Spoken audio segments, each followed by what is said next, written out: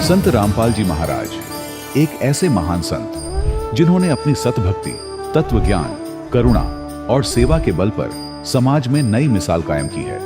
संत रामपाल जी महाराज की अगुवाई में उनके सभी सतलोक आश्रमों से समाज कल्याण के अद्भुत कार्यों ने समाज को सुनहरे भविष्य की एक नई उम्मीद दिखाई है। संत रामपाल जी महाराज से नाम दीक्षा लेने के बाद लाखों लोगों की लाइलाज बीमारियां जैसे कैंसर, एड्स आदि ठीक हुई। संत जी के ज्ञान से प्रेरित होकर उनके अनुयायियों ने लाखों यूनिट रक्तदान किया। संत जी ने लाखों बहन बेटियों का दहेज मुक्त विवाह करवाया।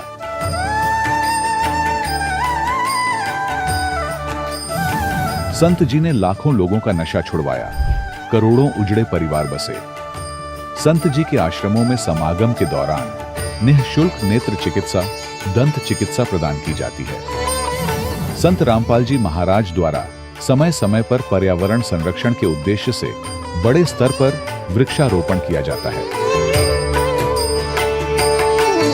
संत जी ने जरूरतमंदों को तत्काल राहत पहुंचाने के लिए एम्बुलेंस सेवा शुरू की। संत जी अपने अनुयायियों को देहदान के लिए प्रेरित करते हैं, जिससे मानवता की सेवा और चिकित्सा क्षेत्र में सुधार हो सके। संत रामपाल जी महाराज के सभी आश्रमों में हर रोज निःशुल्क भंडारा आयोजित किया जाता है, जहां हर वर्ग, हर जाति और हर धर्म के लोग एक साथ बैठकर भोजन करते हैं।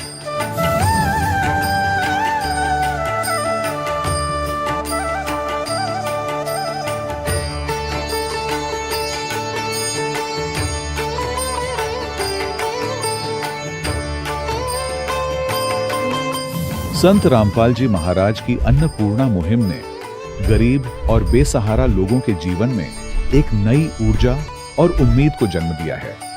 घर घर खाद्य सामग्री और जरूरी मदद पहुंचाकर संत रामपाल जी महाराज ने लोगों को दुख और मजबूरी से लड़ने की ताकत प्रदान की है।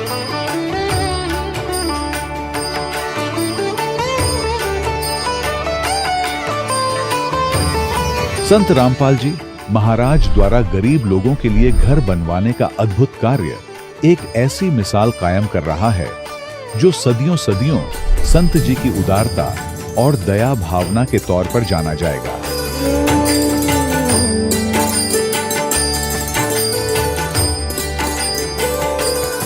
संत रामपाल जी महाराज के आश्रम में हजारों बुजुर्गों को सम्मान और प्यार के साथ जीवन जीने का अवसर मिलता है। उनके खाने, रहने और स्वास्थ्य की पूरी जिम्मेदारी संत रामपाल जी महाराज उठाते हैं। अनाथ बच्चों के लिए संत रामपाल जी महाराज के सभी आश्रम किसी वरदान से कम नहीं। यहाँ उन्हें शिक्षा, संस्कार और भविष्य के लिए बेहतर अवसर प्रदान किए जाते हैं। चाहे बाढ़ हो, भूकंप या महामारी, संत रामपाल जी महाराज और उनके अनुयायी हमेशा ही जरूरतमंदों के लिए सबसे आगे खड़े रहते हैं।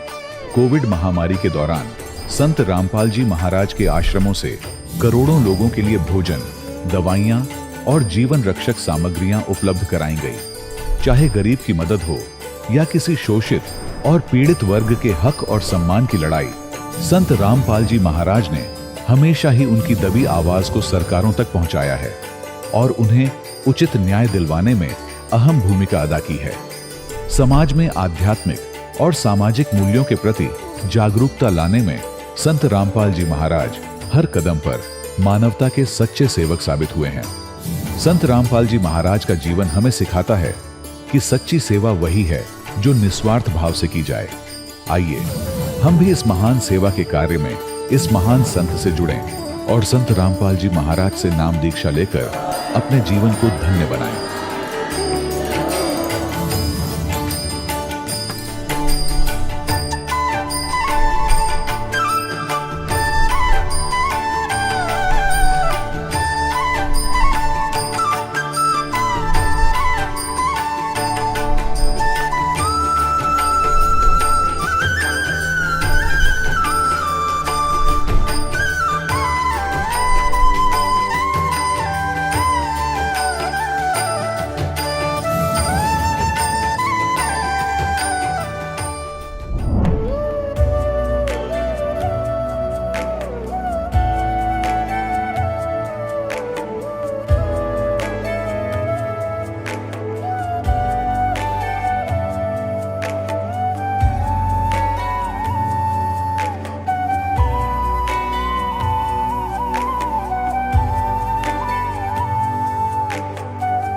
गीता में अर्जुन को स्वयं भगवान कह रहे हैं कि उस परमेश्वर की शरण में जा, उसके लिए उन संतों के पास जा जो तत्वदर्शी हो।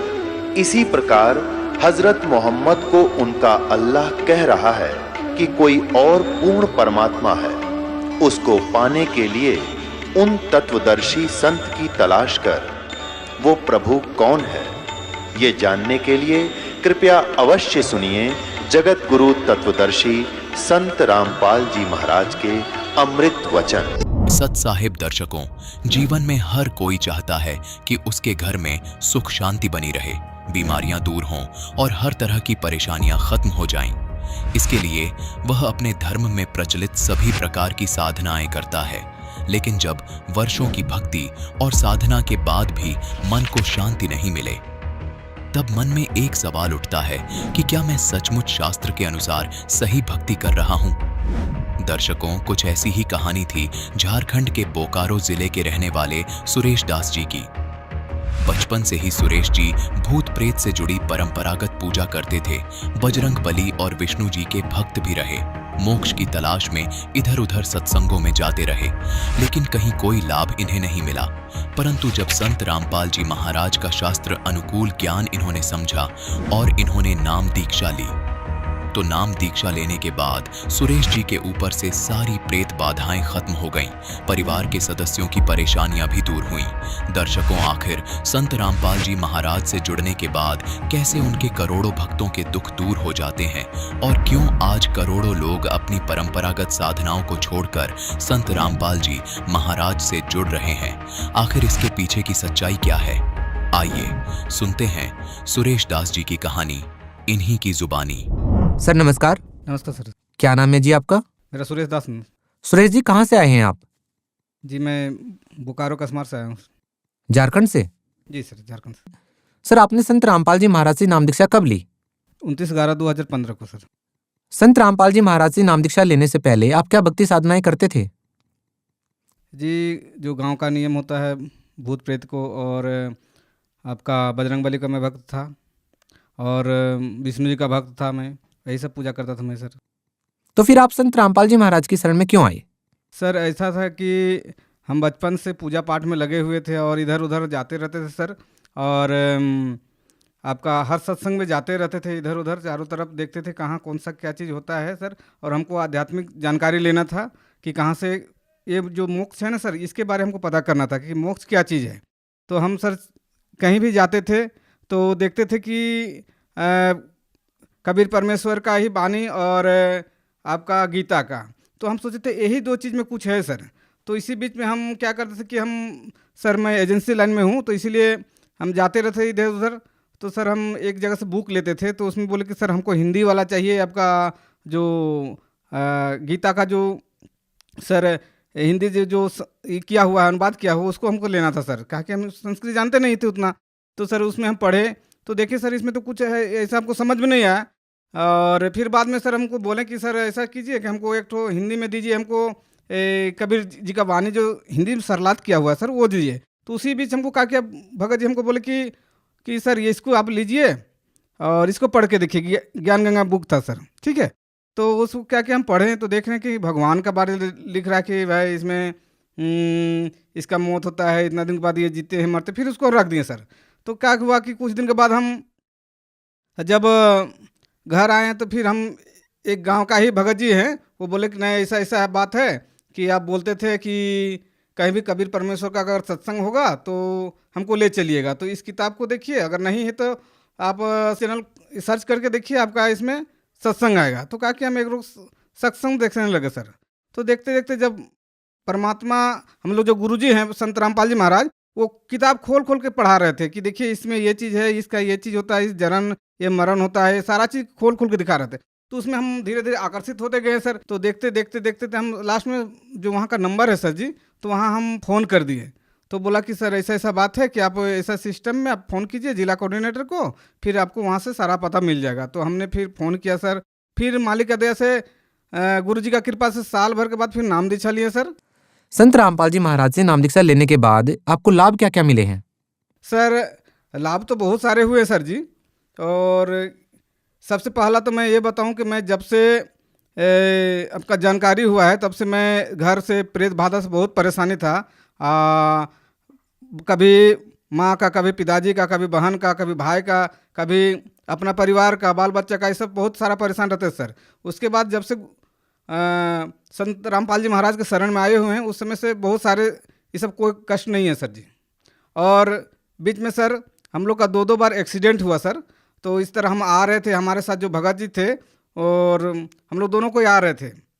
आते आते देखें कि आगे पीछे एक बाइक हो रही है, तो उसी बीच का हो कि वो बाइक को एक गाड़ी ने मार दिया, होटल से निकला। और सर हम लोग उसी बीच का हुआ कि वो गाड़ी हमको मारा, और इतना कस के मारा कि उसका साइलेंसर ये सब सारा चीज़ उसका टूट के हमारे गाड़ी को मारा। और हम लोग दोनों बाल बच्चे हम लोग उसी समय गिर गए। बोले सत साहेब, हम लोग सबको करने का आदत है, बोले सत साहेब गिर गए। मेरी परिवार आगे साइड माथा के बल से गिर गई सर, लेकिन मालिक का कृपा हुआ कि हम लोग कहीं पर किसी का खरोच नहीं है सर जी।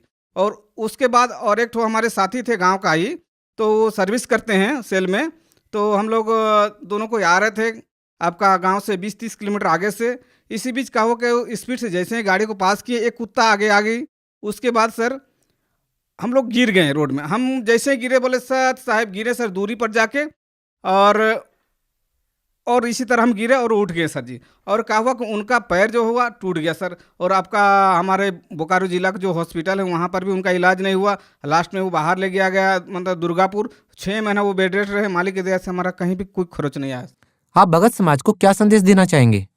सर भगत समाज को तो दास क्या संदेश दे सकता है सर, ये तो परमात्मा हमारे संत रामपाल जी महाराज ही देते हैं।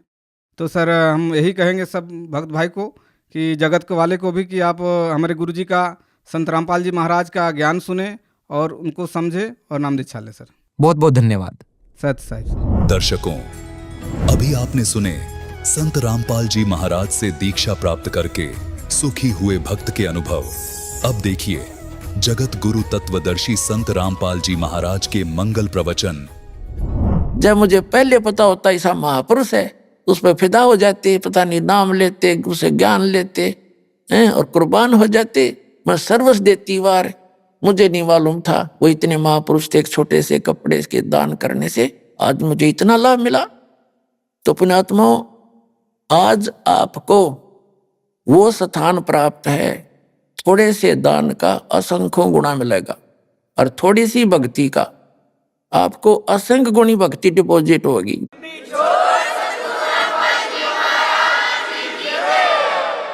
जैसे आपको जो प्रथम मंत्र दिया जाता है, इनकी बहुत कीमत है। श्वास का जो मंत्र है, एक बार जो सतनाम और सारनाम आपको दिया जाता है, एक बार श्वास वो श्वास से सिमरण करने का इतना लाभ है, इतनी कीमत है, इतनी वैल्यू है इसकी कि जैसे एक तखड़ी के तराजू में पृथ्वी लोक पूरा, यानी एक राजा थोड़े से टुकड़े का प्रधान होता है। और वो कितना वैल्यू है लगता है, हमें कितना महान लगता है। कहते पूरी पृथ्वी का राज एक पलड़े में, और पाताल लोक का, स्वर्ग लोक का जो कीमत एक तराजू के पलड़े में, और एक तरफ सतनाम की एक कीमत। कहते हैं वो पलड़ा फिर भी भारी रहे, वो तीनों वाला ऊपर न उठ जाएगा, इतनी कीमत है। कहते हैं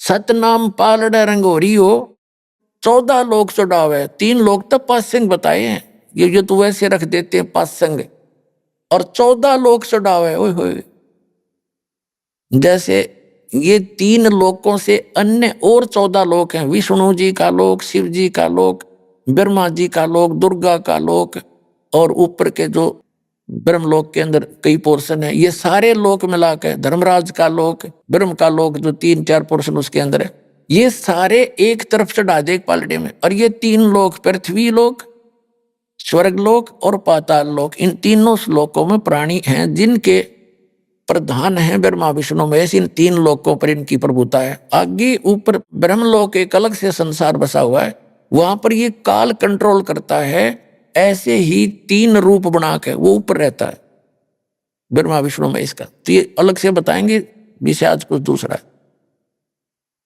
तो कहने का भाव जैसे पासिंग किसे कहते हैं, जैसे पहले पुराने समय में ताखड़ी हुआ करती तराजू, उसके बीच में एक डंडा होता था, 2 तखड़े ऐसे बांध दिए जाते पलड़े रस्सियों से, तो उसमें कुछ एरर हो जाती थी, पासिंग बोला करते कि इसमें पासिंग है।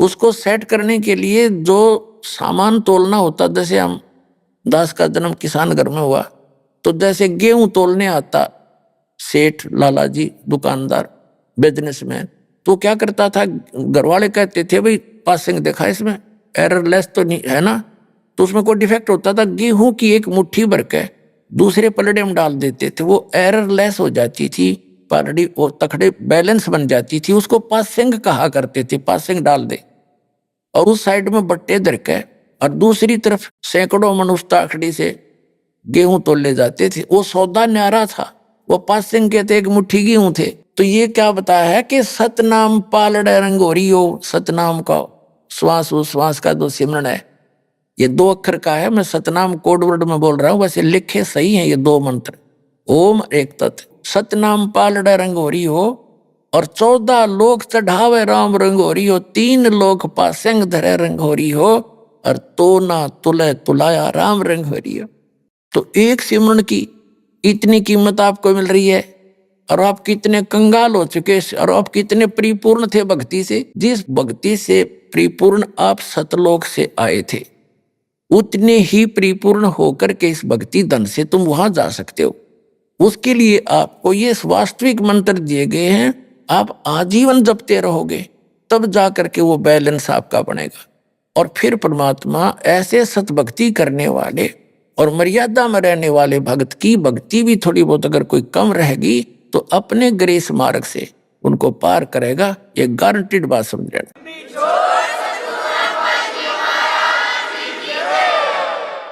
तो कहने का भाव ये है कि जैसे वो समय था, द्रौपदी पछताई पाछे थे कि मुझे पहले ज्ञान होता तो मैं ना जाने क्या दान कर देती। भाई बाप, जो कुछ भी करोगे उसका असंख्य गुण आपको प्राप्त होगा। ये सत साधना शास्त्र मूल साधना।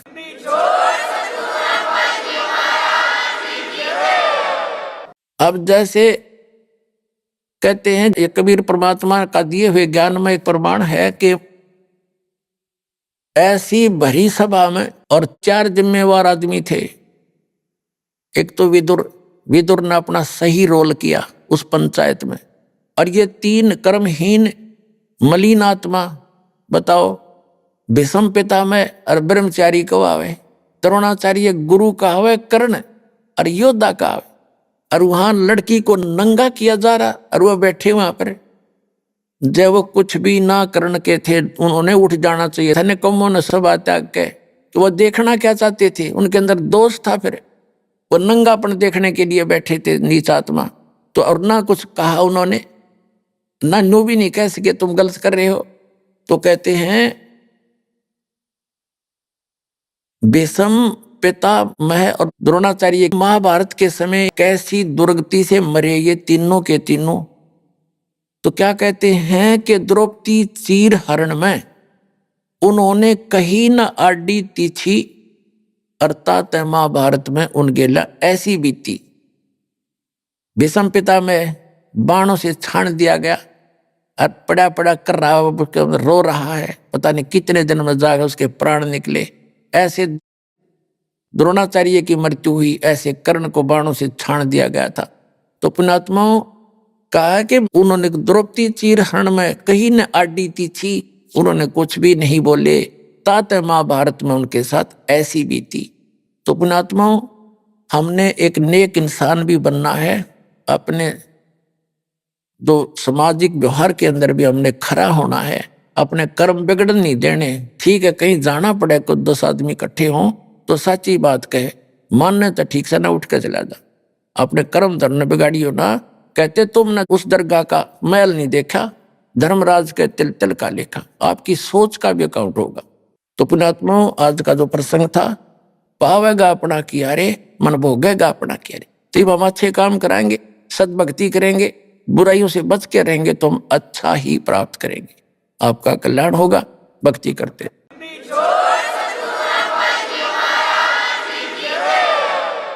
परम पिता परमात्मा पूर्ण ब्रह्म सारी सृष्टि के रचनहार कुल मालिक कबीर देव, कबीर परमेश्वर, अल्लाहू अकबर, परम अक्षर ब्रह्म, कबीर साहिब जी की असीम रजा से आप पुण्यात्माएं सत्संग सुनने के लिए उपस्थित हुए। सत्संग में आने से प्राणी को ज्ञान होता है कि मानव शरीर आपको किस लिए प्राप्त हुआ।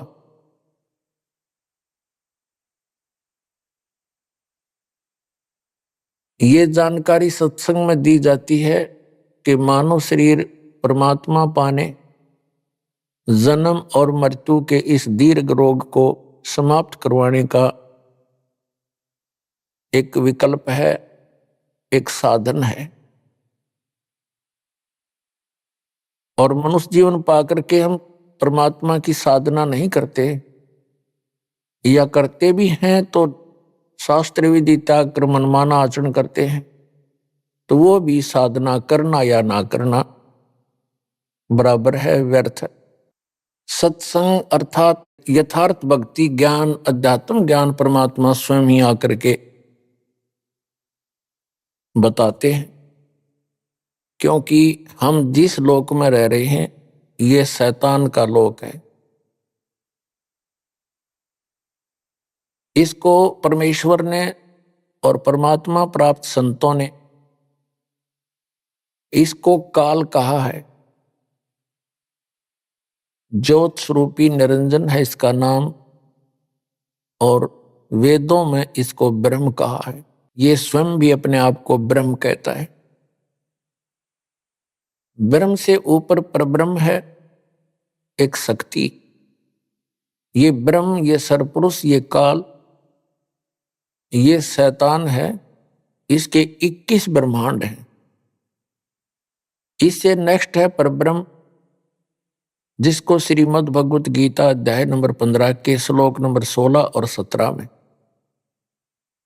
16 में इसको सरपुरुष कहा है, 21 ब्रह्मांड के स्वामी ब्रह्म को, काल को। और इससे नेक्स्ट जो ब्रह्म है उसको अक्षर पुरुष कहा है, उसको परब्रह्म भी कहते हैं। वो 7 संख ब्रह्मांड का मालिक है, स्वामी। और इनसे ऊपर तीसरे नंबर का ओवरऑल कंट्रोलर जो है वो परम अक्षर ब्रह्म है, उसको परम अक्षर पुरुष भी कहते हैं, उसको अल्लाह ताला भी कहते हैं, उसको अल्लाहू अकबर भी कहते हैं, उसको कंप्लीट गॉड भी कहते हैं। तो जो ये ब्रह्म है इसको सरपुरुष भी कहते हैं, इसको काल भी कहते हैं। संतों ने इसे काल कसाई भी कहा है, इसको शैतान भी कहा। इसी काल ने चारों वेदों का ज्ञान बताया। इसी काल ब्रह्म ने श्रीमद् भगवत गीता का ज्ञान श्री कृष्ण में प्रवेश करके बोला। इसी काल ब्रह्म ने कुरान शरीफ का ज्ञान, कुरान मजीद का ज्ञान जबरील देवता के माध्यम से, जबरील फरिश्ते के माध्यम से हजरत मोहम्मद जी तक पहुंचाया। ये काल है, और इसी ने पवित्र बाइबल का ज्ञान भी इसी काल ने बोला।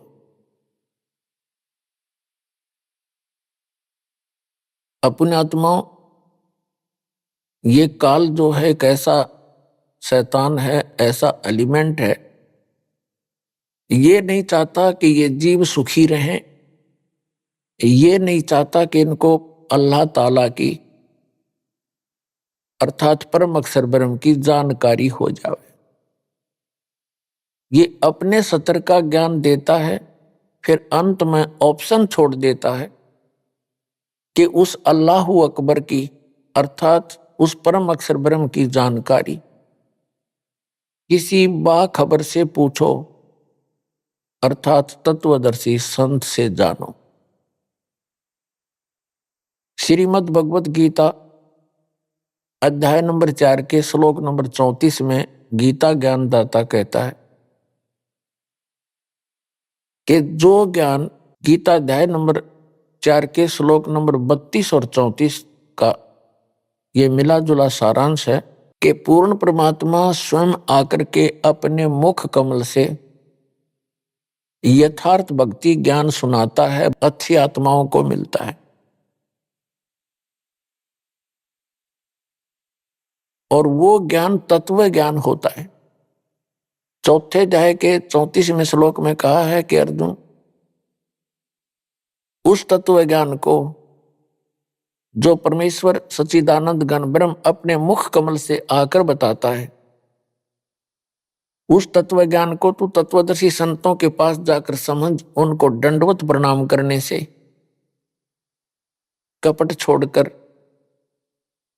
प्रसन्न करने से, नम्रता पूर्वक प्रसन्न करने से वह तत्वदर्शी संत तुझे तत्व ज्ञान का उपदेश करेंगे।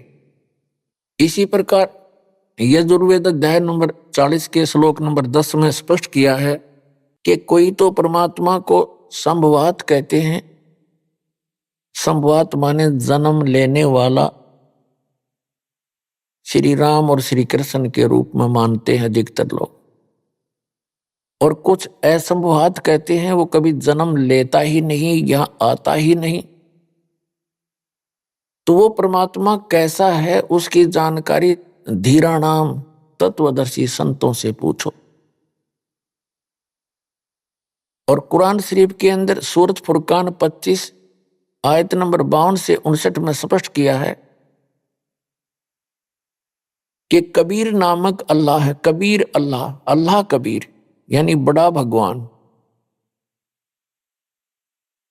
उसकी जानकारी किसी बाखबर से पूछो और वो वही है जिसने 6 दिन में सृष्टि रची और 7वें दिन तख्त पर जा बैठे। इससे सिद्ध होगा कि तीनों होली बुक्स में, तीनों पवित्र सदग्रंथों में, पवित्र कुरान शरीफ, पवित्र श्रीमद् भगवद गीता, पवित्र वेद, इनमें वो तत्व ज्ञान नहीं है। यदि वो तत्व ज्ञान होता तो ये शब्द इन सदग्रंथों में नहीं होते कि वो ज्ञान जो वास्तविक ज्ञान है, तत्व ज्ञान है, वो पूर्ण परमात्मा है, उसकी जानकारी किसी बाखबर से पूछो। बाखबर माने इल्म वाले से, तत्वदर्शी संत से। ये तीनों सदग्रंथ इनकम्प्लीट ज्ञान रखते हैं, अधूरा ज्ञान है इनके अंदर। कुरान शरीफ, श्रीमद् भगवद गीता और ये चारों वेद, यदि इनमें वो ज्ञान होता तो एक सूरत और बोल देता, एक अध्याय और बोल देता, लेकिन वो उस तत्व ज्ञान से अपरिचित है। इन तीनों ग्रंथों का ज्ञानदाता ये सरपुरुष है, ये ब्रह्म है, ये अल्लाह ताला नहीं है, ये कंप्लीट गॉड नहीं है। वो तो कंप्लीट गॉड की तो जानकारी किसी और से जानने के लिए कह रहा है, वो है अल्लाह ताला, वो है समर्थ परमात्मा। तो पुण्यात्माओं, उस अल्लाह ताला ने स्वयं आकर ही यथार्थ ज्ञान दिया है, वो समर्थ परमात्मा है, वो पूर्ण परमात्मा है। तो पुण्यात्माओं, हम जिस लोक में रह रहे हैं ये लोक ठीक नहीं है। ये इस काल भगवान का लोक है। ये नहीं चाहता कि यहाँ के प्राणियों को उस पूर्ण परमात्मा की जानकारी हो, इसलिए ऑप्शन छोड़ देता है कि उसकी जानकारी किसी बाखबर से, तत्वदर्शी संत से पूछो। और अपने सतर का ज्ञान इन सदग्रंथों के अंदर से वो बता करके अपने संत भेज के इस ज्ञान का ढोल पिटवा देता है, जगह जगह उसको प्रवेश करवा देता है। जन जन अपने उन सदग्रंथों से जो काल ब्रह्म के दिए हुए हैं उन्हीं को पूर्ण ग्रंथ मानकर उन्हीं के आधार से ज्ञान ग्रहण करके निश्चिंत हो जाते हैं। और परमात्मा, वो पूर्ण ब्रह्म, परम अक्षर ब्रह्म परमात्मा कबीर, अल्लाह कबीर, अपनी प्यारी आत्माओं को यथार्थ ज्ञान बताने के लिए स्वयं ही आते हैं। और क्या कहते हैं वो आकर के कि चारों युग में मेरे संत पुकारे कूक कहा हम हेल रे, हीरे माणक मोती बरसे ये जग चुगता ढेल रे। परमात्मा कहते हैं हम चारों युगों में आते हैं, अच्छी आत्माओं को मिलते हैं, उनको अपने ज्ञान से, अपने तत्व ज्ञान से और यथार्थ स्थान और अपने स्वरूप से परिचित कराते हैं। फिर वो मेरे से परिचित संत भी मेरी महिमा का गुणगान करते हैं, यथार्थ भक्ति ज्ञान साधकों को बताते हैं। लेकिन उससे पहले ये काल भगवान, ये ब्रह्म अपने अज्ञान को प्रत्येक मानव के अंदर पहले से ही ये भर देता है, आंट देता है। जब परमात्मा आते हैं या उनके संत आते हैं परमात्मा से परिचित, तब सभी उस काल के अज्ञान को ग्रहण करके परमात्मा का विरोध करते हैं, अपने भगवान के उस यथार्थ ज्ञान को सुनते नहीं, और वो साधनाएं करते हैं जो इनको कभी मोक्ष नहीं दे सकती। इसलिए परमात्मा कहते हैं चारों युग में संत पुकारे कूक कहा हम हेल रे, हीरे माणक मोती बरसे ये जग चुगता ढेल रे। कबीर साहब कहते हैं, वो अल्लाह अकबर कहते हैं कि हम पूर्ण मोक्षदायक ज्ञान और पूर्ण मोक्षदायक वो सत साधना रूपी हीरे और मोतियों की वर्षा करते हैं, लेकिन ये भोली आत्माएं हमारे इस यथार्थ ज्ञान को ना सुनकर, ना समझकर, ग्रहण ना करके ये वो साधनाएं कर रहे हैं जो इनको कोई लाभ नहीं दे सकती, जन्म मरण का दुख नहीं दूर कर सकते, और इनके जो प्रारब्ध के अंदर अर्थात जो किस्मत के अंदर दुख है, पाप कर्मों के कारण दुख होते हैं, तो वो पापों का नाश भी वो साधनाएं नहीं कर सकती। अर्थात वो कंकर पत्थर इकट्ठे किए बैठे हैं जो शास्त्र अनुकूल साधना ना करके, समर्थ भगवान की भक्ति ना करके, अन्य उपासना जो करते हो, अन्य साधनाएं करते हो, वो तो कंकर पत्थर समझो, यानी डले इकट्ठे कर रखे, और जो यथार्थ साधना है वो हीरे मोती लाल है। क्या कहना चाहते हैं कि चारों युग में संत पुकारे और कूक कहा हम हेल रे, हमने भी ऊंची आवाज लगा लगा कर जगह जगह जाके ये बताना चाहा कि हीरे मोती माणक बरसे और ये जग चुगता ढेल रे। ये बोली आत्माएं लाल और हीरे मोतियों से परिचित ना होने के कारण इन कंकर पत्थर डलों को कीमती जानकर, बहुमूल्य जानकर इनको उठाए फिर रहे हैं। फिर बताते हैं पर भी लेन जात है दुनिया, हमरा ज्ञान किन्हें ना सुनिया। तो पुण्यात्माओं, ये परमात्मा बड़े दयालु हैं, ये रहमत वाले हैं, और जैसे जो कुरान शरीफ का ज्ञान दाता है और श्रीमद् भगवत गीता का ज्ञान दाता है और जो वेदों का ज्ञान दाता है, ये कंप्लीट गॉड नहीं है, ये रहमत नहीं कर सकता, ये किसी के संस्कार को चेंज नहीं कर सकता।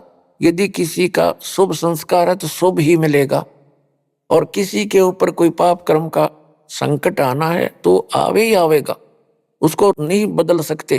केवल एक कंप्लीट गॉड जो है अल्लाह ताला बोलते हैं, जिसको कादिर भगवान बोलते हैं, समर्थ परमात्मा कहते हैं,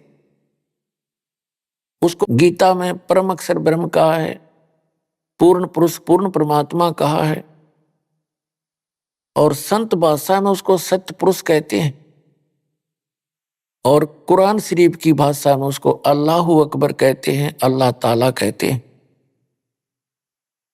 तो समर्थ परमात्मा है, वो हमारे संस्कारों को बदल सकता है। हमारे भाग्य में यदि कोई हानि होनी है, कोई पुत्र की मृत्यु होनी है, पुत्री की होनी है, या हमारा ही कोई ऐसा संस्कार मृत्यु का है या कोई रोग का है, तो कंप्लीट गॉड, वो समर्थ परमात्मा उस संकट को समाप्त कर देता है, वो दुख नहीं आने देता। पुण्यात्मा, कबीर परमेश्वर जी ने हमें आकर के बताया है, उस अल्लाह अकबर ने, कंप्लीट गॉड ने, कि तुम सब मेरे बच्चे हो। यहां काल ने आपको भ्रमित कर दिया गलत ज्ञान देकर, और मेरे ज्ञान को तुम ग्रहण करो,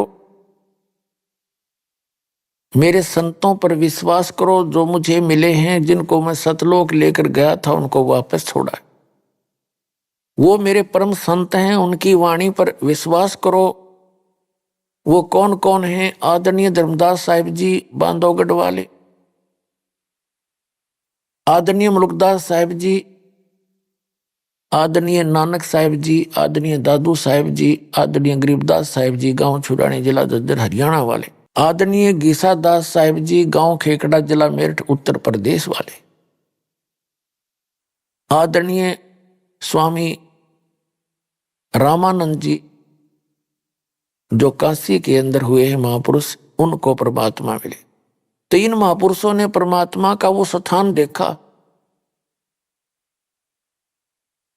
जिसको श्रीमद् भगवत गीता अध्याय नंबर 18 के श्लोक नंबर 62 में कहा है कि अर्जुन, तू सर्वभाव से उस परमेश्वर की शरण में जा, उसकी कृपा से तू परम शांति को और सनातन परम धाम को प्राप्त होगा, शाश्वत स्थान को प्राप्त होगा। शाश्वत माने जिसका कभी नाश ना हो, सदा रहने वाला।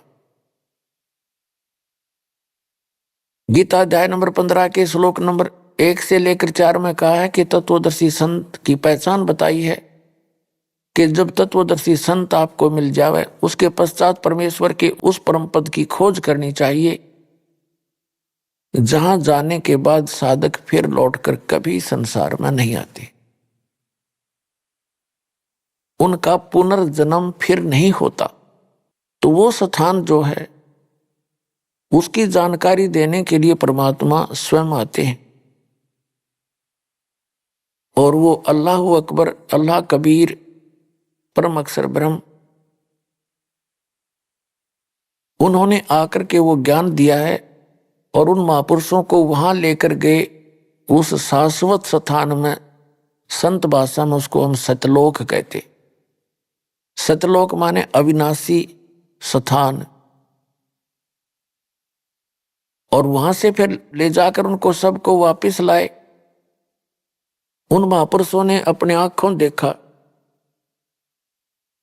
ऊपर परमात्मा की सतिथि, कैसा है भगवान और कैसा हो वो लोक, कैसा हो वो स्थान, उसकी जानकारी उन महापुरुषों ने आंखों देखी, बताई और अपनी अमृतवाणी में एफिडेविट दिया। अब परमात्मा क्या बताते हैं? जो जन मेरी शरण है ताका हूं मैं दासे, गेल गेल लाग्या फिरूं जब तक धरती आकाश।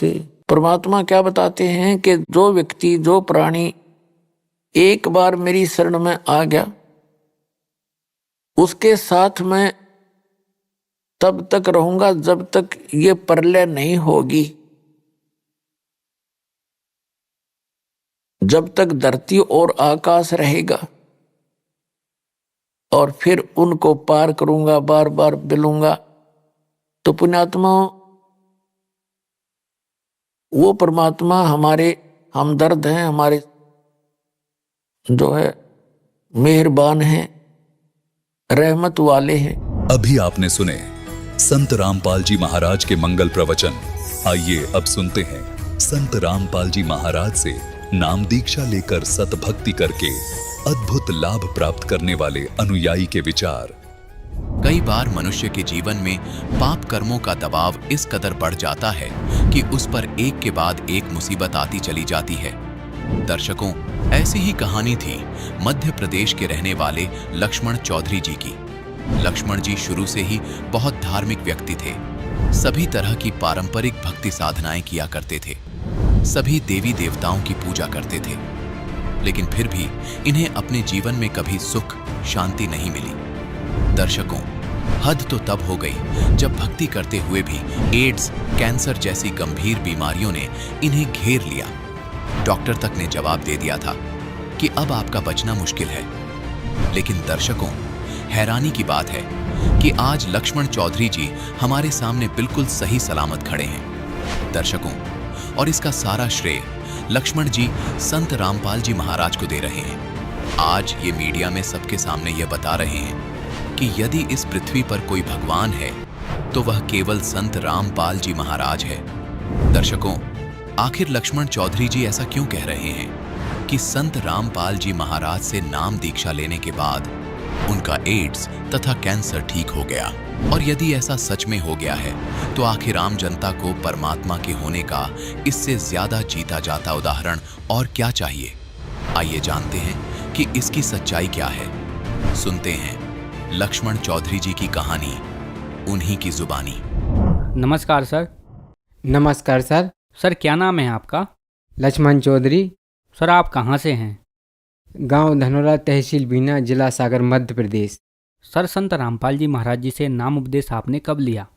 सर 18/10/2013 को ली। सर संत रामपाल जी महाराज जी से नाम उपदेश लेने से पहले आप क्या भक्ति साधना करते थे?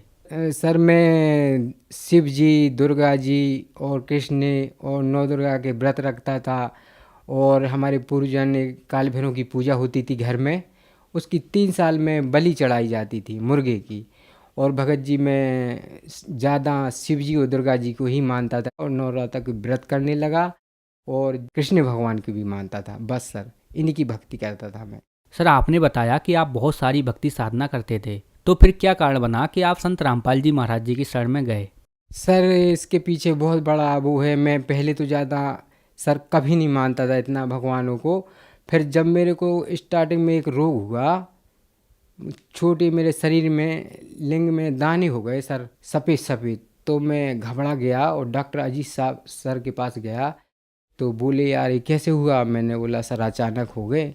तो बोले ठीक है। उनने मेरे ट्रीटमेंट किया और मैंने कोई ऐसे बाजू खोला कि बाजू खोलो, इंजेक्शन लगाया तो मेरी उल्टी आ गई। ऐसे इंजेक्शन लगाया तो मेरे को कुछ नहीं हुआ। मैं दवा करा के ही आ गया, 8-10 दिन में ठीक हो गया। फिर उसके उपरांत सर 1 महीने बाद मेरे को फिर खुजली चलने लगी। फिर गया तो बोलिए कैसे हो रहा है, कि आप गीले कपड़ा पहन लेते हो? मैंने बोला नहीं सर। तो बोले एक काम करो, इसका लंबा इलाज होगा। फिर उन्होंने देखा तो मेरे शरीर में गड्ढे हो गए छाले जैसे पूरे। तो मैं तो काँप गया सर। तो जो मैं भक्ति नहीं करता था और उतनी विश्वास नहीं करता था, तो मैं घबरा के बहुत साधना करने लगा कि हे भगवान ये रोग तो आप ही काटना माता। उस दुर्गा जी की भक्ति करने लगा और बिना नहाए धोए कभी खाना नहीं खाता था, लेकिन वो रोग ठीक नहीं हुए। फिर सर उनने बताया कि तुमको कहीं गलत तो नहीं करते हो? मैंने बोला नहीं सर। बोले हो सकता है तुमको एड्स हो गया हो। मैं घबरा गया सर। फिर इसी उपरांत डॉक्टर ने एड्स घोषित कर दिया। फिर मेरी घबराहट चालू हो गई। फिर इसी उपरांत मैं ट्रीटमेंट कराता रहा और मैं MS के कंपनी में साइट सुपरवाइज़र था। तो मेरा ना नौकरी में मन लगे और मेरे को 24 घंटा वही रोग दिखे। इसी उपरांत मेरे को बवासीर की बीमारी हो गई और दोनों पैर की नसें चलने लगीं। फिर इसी उपरांत 1 साल बाद मेरे को टॉन्सर की शिकायत होने लगी। गले में इधर दर्द होने लगा। PD साहू बीना में सिटी हॉस्पिटल में, वहाँ गया। बोले यही हैं गले के डॉक्टर। मैं गया, बोले आपको तो टॉन्सर हो गए। तो मैंने बोला मैडम मेरे को डर लगा कि कहीं ऑपरेशन हुआ। कहाँ हुआ? इधर। तो मैं डर गया, मैंने कि गर्दन ना कट जाए। मैंने बोला मैडम अभी तो गोली लिख दो, पैसा है नहीं, बाद में करा लेंगे ऑपरेशन। हाँ बोले ठीक है। तो उनने मेरे को 3 महीने की दवा लिख दी। बोले इसको खाओ, अगर बैठ जाएगा तो नहीं होगा। तो भगत जी मैं सीधा अपनी ड्यूटी पे चला गया। ड्यूटी पे मैं अंजार में ड्यूटी कर रहा था। वहाँ मेरे को फिर दिक्कत आने लगी। फिर मैंने क्या किया, मैं वहाँ से भाग आया। फिर मैं नहीं गया नौकरी पे। फिर सर बोला आजा तू इधर आजा पानीपत। फिर सर पानीपत चला गया। तो पानीपत में मैं मंजन कर रहा था और मैंने ऐसे ब्रश किया जीभी, तो मेरे मुंह से ब्लड आ गया। मैं तो कप गया भगत जी, खाना पीना सब भूल गया। फिर डॉक्टर के पास गया। बोले तुम्हारे तो टॉन्सर पक गए, इनका तो ऑपरेशन होगा, अभी नहीं तो मर जाओगे। तो मैंने ठीक है मैडम कर दो। तो मैंने जल्दी कर्जा अर्जा उठा के और मैंने ऑपरेशन की तैयारी कर ली और पत्नी का जेवर भी गिरवी रख दिया। जाके मैंने ऑपरेशन कराया और ऑपरेशन कराने के बाद मैं 1 महीना गोली खाया, लेकिन जो गड्ढे थे वो टॉन्सर के जो कटे थे, और जो उनने मेरी गांठें भेजी थी भोपाल कि तुम्हारी ये गांठें जांच होके आएंगी, इसकी भी 1100 जमा कर दो, मैंने वो भी कर दिए। जब वो रिपोर्टें आई और मेरे को बुलाया कि आना, तो मैं गया तो वो मैडम दंग रह गई और उसने कुछ नहीं मुँह से बोली, ना खुशी हुई। वो बोले एक काम करो, मैं 2 महीने की आपको दवाई और लिख देती हूँ, इनको खाओ। तो मैं समझ गया कि मेरे को कोई और बीमारी हो गई, ना तो डॉक्टर हंस जाता। तो मैं खाता रहा और मेरे को कोई भी उन 2 महीनों की दवाई से राहत नहीं हुई। तब मैं फिर गया, मैंने कि मैडम मेरे को तो आराम नहीं लग रहा। बोले आपको 1 साल दवाई खाना पड़ेगी। मैंने बोला आप बोल रही थी टॉन्सर तो जल्दी ठीक हो जाते हैं, 8 दिन में घाव भर जाते हैं, इनको तो आपने 6 महीने लगा दिए। बोले अभी और खाना पड़ेगा, तुम्हारे टॉन्सर गल चुके थे। मैं घबरा गया, फिर मेरे मुंह से ब्लीड आया, फिर पहुंचा मैंने बोला मैडम ब्लीड आ रहा है। बोले आप हमसे आराम नहीं लग रहा, बाहर चले जाओ। भगत जी मैं बहुत चिंतित हो गया। मैंने बोला कि भगवान अब क्या होगा, पैसे तो है नहीं। मैं फूट फूट के रोने लगा, क्या होगा बच्चों का, क्या पत्नी का होगा। अभी मैं इतना जवान, मैं बच्चों को देख के भगत जी मैं रात में रोता था और बच्चे सब सो जाते। बच्चे एक दिन बोले कि आप क्यों बैठे हो। मैंने बोला कुछ नहीं। बोले आप सो जाओ। बोले ड्यूटी नहीं जा रहे और ऐसे उदास रहने लगे, सूख गए। और क्या है बताओ। मैं छुपा लिया कि मैं ठीक नहीं हुआ। मैंने बोला क्योंकि मैं मेरे पिताजी से पहले ही परेशान था। मेरे पिताजी शराब की लत के कारण जो ज़मीन बेच दिए थे और पिताजी शराब भी नहीं छोड़ रहे थे। हमारी 35-40 एकड़ ज़मीन और ट्रैक्टर प्लस बिक गया था। मैं उनसे भी बहुत परेशान था। इसके उपरांत जब मेरे बवासीर तो था ही, दोनों नसें चलती थीं और जी एड्स हो गया था, और इसके उपरांत टॉन्सर से कैंसर बन गया। मैं घबरा गया। मैंने बोला अब क्या होगा। फिर मैंने सोचा कि पैसा है नहीं, तो मैंने कुछ बैंकों से उधारी लेना स्टार्ट कर दिया, कर्ज जल्दी ले लिया। और कम नहीं ज़्यादा लेता था कि कितना 1 लाख 2 लाख दे दूँ, ये भरना है नहीं मेरे को तो पता है इस वर्ष मैं मरूंगा। अब इसके उपरांत मेरे को घबराहट भी पैदा हो गई। घबराहट होती तो बीटा जो गोली था 0.05 वो खाता था। वो गोली ना हो तो मेरे को एक दिन नहीं करता था कि अब मर जाऊँ। अगर गोली है तो मैं चल पाता था। अगर कहीं मेरे को पता चलेगा कि गोली जेब में नहीं है, समझ लो मेरी तबीयत बिगड़ गई। इतना भय हो गया था। इसके उपरांत क्या हुआ भगत जी, मैं रोता रहा। मैंने बोला चलो अब ट्रेन से कटते हैं। फिर मन में आया कि तू ट्रेन से कट जाएगा तो इन बच्चों का क्या होगा। चल कैंसर ही है तो कितने तो जिएंगे, थोड़ा 2-4 साल और कट जाएंगे, बच्चे बड़े हो जाएंगे। ऐसे मन में मैं जीने लगा। फिर मैंने सोचा कि नाम भी नहीं कमाया मैंने, ऐसे ही मर जाऊंगा। फिर मैंने सबके सहयोग से एक गांव में मड़िया बनवाई। 8 दिन में इतना उतावला हो गया कि बहुत जल्दी बनना चाहिए कि 8 दिन में जीऊँगा नहीं। मैंने अपने गांव में शीतला माता का मंदिर बनवाया सबके सहयोग से। वो 8 दिन में बन के पुताई होके तैयार हो गया। सर इन दुखों से मैं बहुत परेशान हो गया था सर। जैसे मेरी बीमारी थी एड्स, बवासीर, दोनों पैरों की नसें चलना और टॉन्सर से कैंसर होना। फिर मेरे को एक मेरा साला लगता था आगासोद गांव का, वो संत रामपाल जी महाराज की शरण में जा रहा था और मेरे घर पे आया। तो मेरे घर पे एक 10x10 के कमरे में फ़ोटो लगी थी। जैसे मैं 2 बार सोमनाथ गया था उसकी फ़ोटो, द्वारका गया था उसकी फ़ोटो, भेंट द्वार गया था उसकी फ़ोटो, सुदाम मिलाप गया था उसकी फ़ोटो, नागेश्वर की 4 बार ओमकालेश्वर गया, महाकालेश्वर गया, धुनीबाई दादाजी के यहाँ गया, मैहर गया, इलाहाबाद गया। तो उसने फ़ोटो देख के बोला जीजा जी तू कहाँ कहाँ की फ़ोटो लगाए है। मैंने बोला यार क्या करें। तो वो बोली कि ये तुम्हारे जीजा जी तो अब इसी में लगे रहते हैं, ड्यूटी वूटी जाते नहीं। लेकिन मैं रोग सारे छुपाया था सबको, और जितना और जेवर था प्लस उनको गिरवी रख रख के खा रहा था। इसके उपरांत वो बोला अरे जीजा जी ये सब छोड़ो, तुम सूख रहे हो रहे ऐसे हो रहे, कोई लाभ नहीं हो रहे। एक संत रामपाल जी महाराज आए हैं भगवान के रूप में। मैंने बोला अच्छा। किस्मत की बात 500 का नोट एक दिन उसी दिन गिर गया मेरा। मैंने बोला अगर अगर भगवान है और मेरी अच्छी आत्मा है तो मेरा 500 का नोट दे दे, मैं पक्का आऊँगा।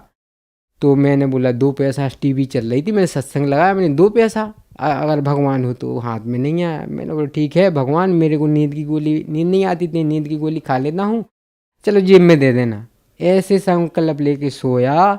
सुबह जब मैं 4 बजे उठा तो मेरे को जेब में 500 का नोट मिला। मेरे खुशी का ठिकाना नहीं रहा और मैं इतना रोया कि हे मालिक, आपने तो मेरी सुन ली।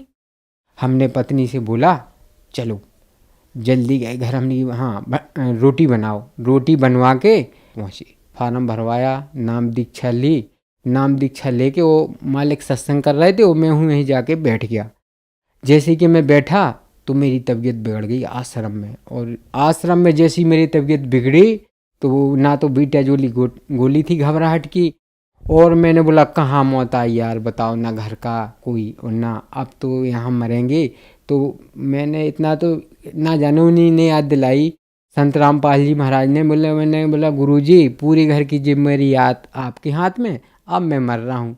इतना ही गुरुजी को याद किया तो गुरुजी आश्रम में आ गए मेरे यहाँ से पास और मेरे बाल पकड़ लिए और बाल पकड़ के ऐसे मेरे को खींचा, ऐसा रुई के समान शरीर हो गया। मैं बिल्कुल इतना खुशी हुआ कि भगवान अब नहीं मरूंगा मैं। मैंने 8 साल से मिर्च नहीं खाई थी। मैं भंडारी में जब गया तो मिर्च राम का अचार का प्रसाद आया, सब्जी मैंने ऐसे खाई जैसे सब्जी खाई, बहुत खाई। और मैं बिल्कुल लगा कि अब नहीं मरूंगा। और मैंने जब वो 1 महीने ही ऐसे मंत्र जाप किए तो पता नहीं चला उस बवासीर का जो नसें चलती थी कि वो कहाँ गई। और धीरे धीरे 1 साल बाद मेरे जो घाव थे, मिर्च तो खाता रहा लेकिन गड्ढे भी दिखे लेकिन मेरे को दर्द ना हो। मैंने बोला बढ़िया, चलो से दर्द नहीं हो रहा और गड्ढे हैं। भगत जी धीरे धीरे धीरे मैं बिल्कुल ठीक हो गया। आज मैं बिल्कुल ठीक हूँ। और सर एक और मैं बात बताना चाहता हूँ, 2020 में मेरे मामा रिटायर हो गए थे। मैं उनका सामान भरने दमोई जा रहा था। जब मैं उस ड्राइवर ने एक ढाबे पे खड़े करके शराब पी ली। जब उसने शराब पी तो मैंने बोला भैया आपने शराब क्यों पी, मैं शराबियों के संगे नहीं बैठता हूँ, चलो सो। तो इच्छाधारी पे मैंने उसको सुला दिया और हमारे साथ में मामा का लड़का था।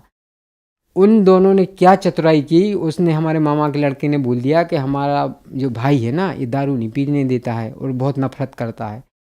जब भगत जी उनने पानी की बोतल में दारू रख ली और 5 घंटा सोते रहे, सुबह उठाया कि चलो सामान भरने चलते हैं, तो सर उनने फिर से दारू पी ली सुबह 5 बजे और एक 70 की स्पीड पे चल रहे तो जाके उसने खड़े ट्रक मार दिया। तो हम बिल्कुल बाहर फेंक गए ऐसे और वो एकदम प्रेस हो गया ट्रक और वो पूरा ऐसा फंस गया और ड्राइवर बेहोश हो गया।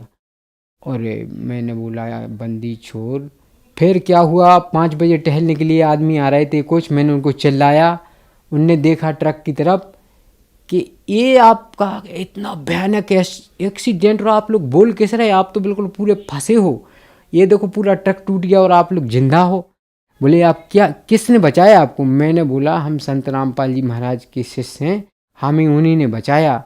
तो हमको जल्दी दमोई रेफर किया। दमोई से बोला यहाँ तो ठीक नहीं होगा, आप इनको, तो कोठारी हॉस्पिटल जबलपुर गए हम। वहाँ जब जबलपुर गए तो हमारा ऑपरेशन हुआ तो बोला ये ऑपरेशन तो इनका सक्सेस नहीं होगा और इनको दोबारा ऑपरेशन करना पड़ेगा और आप 5 किलो से ज़्यादा वजन कभी भी नहीं उठा सकते और आप 6 महीने का बेड रेस्ट लेना। मैं बोला कि मालिक ये तो नरक वाली ज़िंदगी हो गई।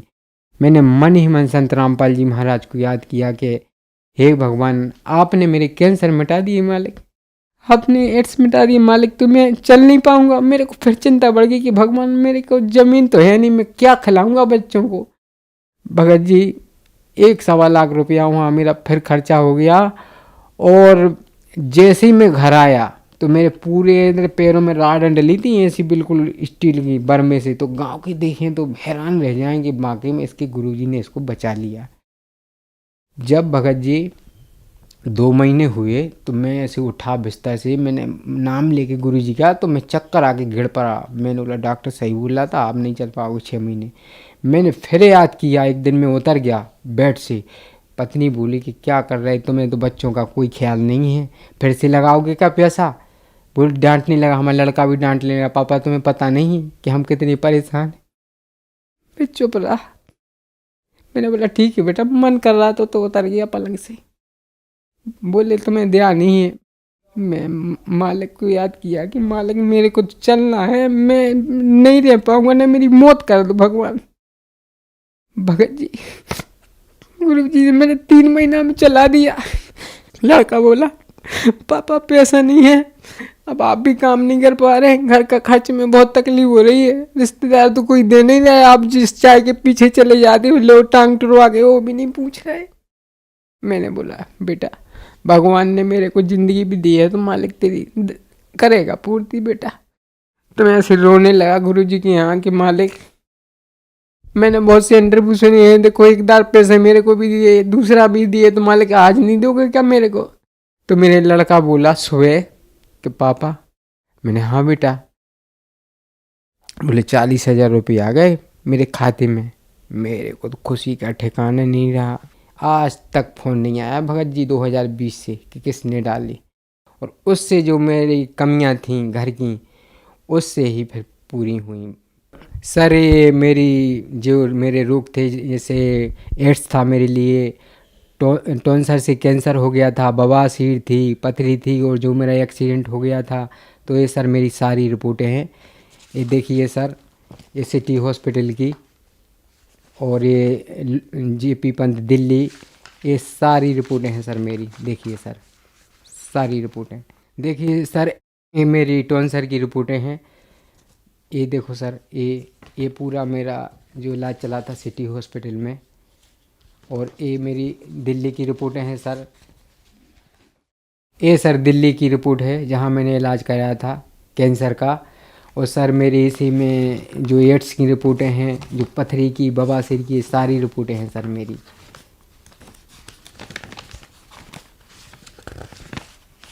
ये सारे जिनसे मैं दुख भोग रहा था सर, सारे रिपोर्टें हैं सर।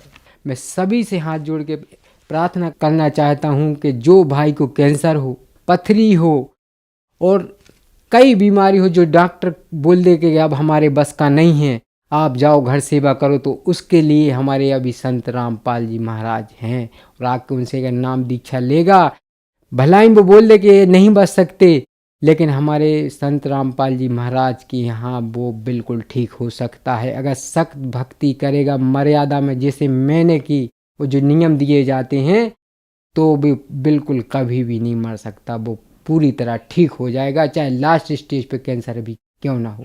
तो आप सभी से मेरी हाथ जोड़ के विनती है कि इन्हें पहचानो, ये शास्त्र अनुकूल साधना दे रहे हैं, और जो आज के संत दे रहे हैं ये कोई भी नहीं दे रहे हैं, ना गीताओं के अनुसार ना वेदों के अनुसार भक्ति नहीं बताते। हमारे गुरुजी गीता और शास्त्रों के अनुकूल साधना देते हैं, जिससे लाभ होते हैं।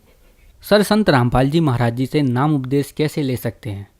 संत रामपाल जी महाराज से नाम उपदेश लेना बिल्कुल सरल है।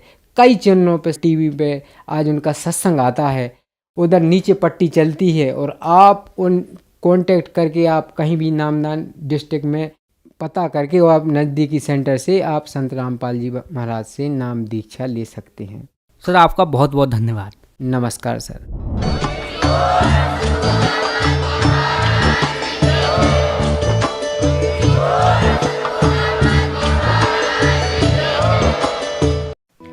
आप सुन रहे थे जगत गुरु तत्वदर्शी संत रामपाल जी महाराज के मंगल प्रवचन। अधिक जानकारी के लिए संपर्क करें।